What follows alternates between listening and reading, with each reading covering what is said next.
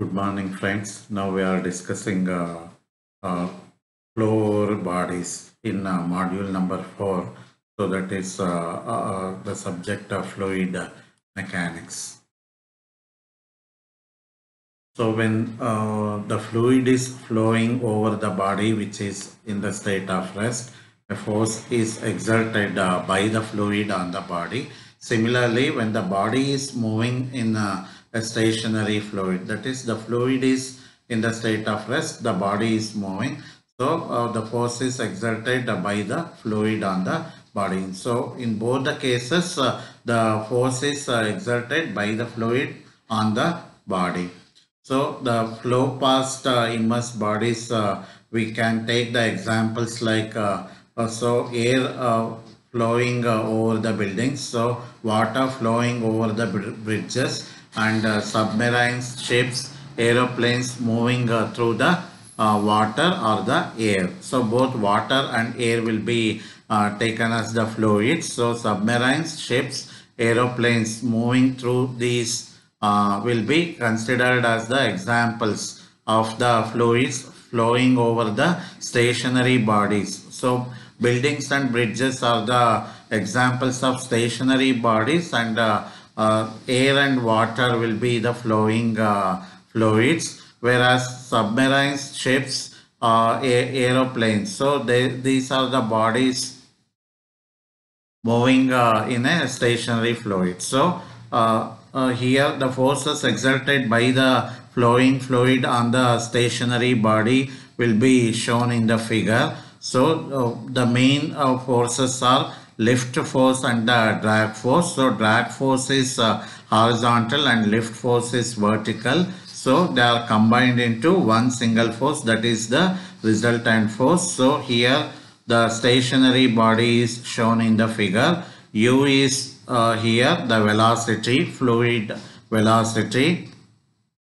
So consider a body held stationary. So that is in a real fluid which is flowing at a uniform velocity u. So the fluid is flowing at a uniform velocity u. Now the total force Fr, that is resultant force exerted by the fluid on the body, is now inclined to the direction of motion. So that is having two components here. So that is the drag force and the lift force. Drag force Fd and the lift force Fl. So drag, the component of Fr, that is the resultant force in the direction of motion. So drag force is acting in the direction of motion. So then Fl, so that is the lift force. So that is the component of Fr in the direction perpendicular to the direction of motion. So the lift force occurs only when the axis of the body is inclined to the direction of the fluid flow. If the axis of the body is parallel to the direction of the flow, so then lift force will be 0. So the lift force is occurring only when the axis of the body is inclined to the direction of the fluid flow. If the body axis is in parallel to the fluid flow direction, so lift will not be there. So in that case only the drag force will be acting.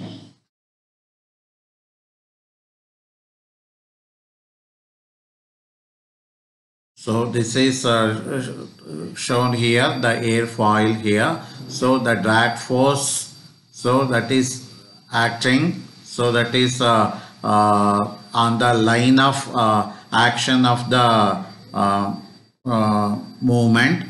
So and the lift force is perpendicular to the line of action of the movement. So thrust, air thrust will be in this direction, and weight of the body, so that is gravitational force, that is perpendicular to the earth. So here is showing the direction of movement. So and this is the thrust. So that is the air thrust acting on the aircraft.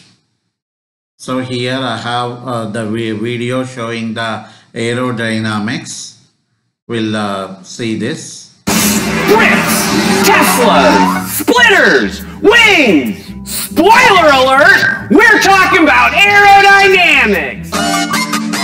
There are sleek cars and boxy cars. There's weird things sticking out of race cars and rice cars, and they're all trying to take advantage of aerodynamics. Aerodynamics is the study of how gases interact with moving objects. The two basic aerodynamic forces are drag and lift.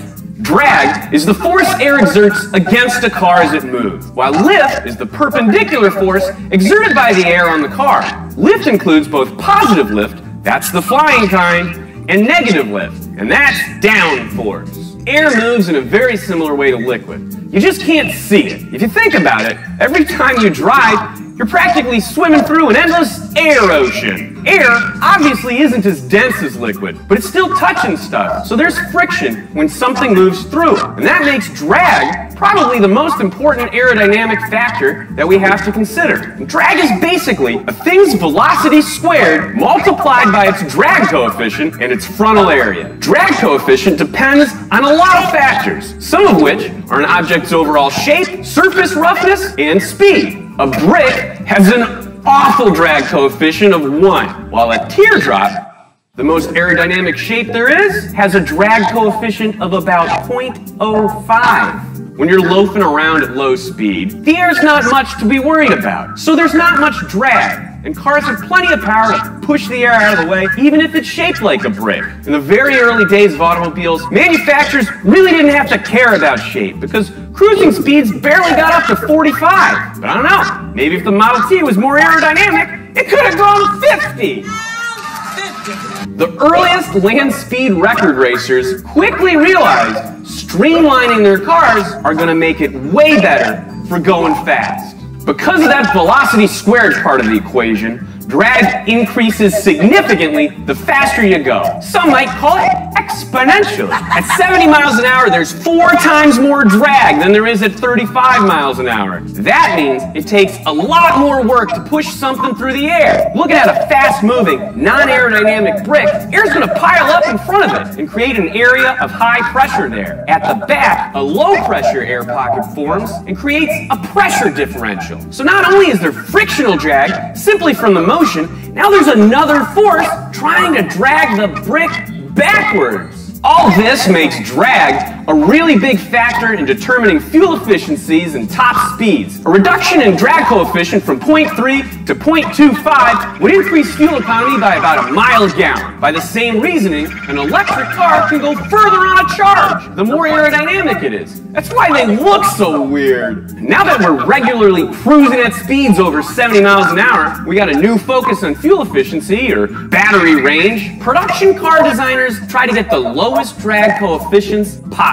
Most modern cars have a drag coefficient somewhere between 0.25 and 0.35. With SUVs and trucks, somewhere around 0.3 and 0.4. The electric Tesla Model X is a super slick crossover with one of the lowest drag coefficients of any production car, 0.24. But if two different cars are going the same speed, there can still be more overall drag on the really aerodynamic bigger car than on a less aerodynamic smaller car. You can calculate how draggy a particular thing is by multiplying its drag coefficient by its frontal area, which is called drag area. Let's compare the slippery Model X to the Nissan 350Z, which has a mediocre CD of 0.31. With a frontal area of 20.88 square feet, it's got a drag area of 6.47. The Model X has a larger frontal area, 27.88 square feet, and with its low 0.24 drag coefficient, it has a bigger drag area of 6.69. And therefore, it's got a bit more drag.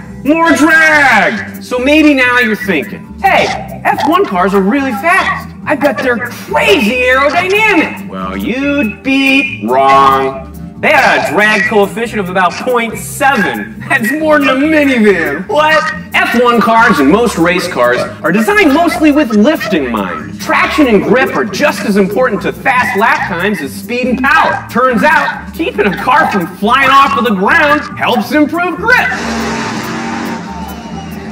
and pressing down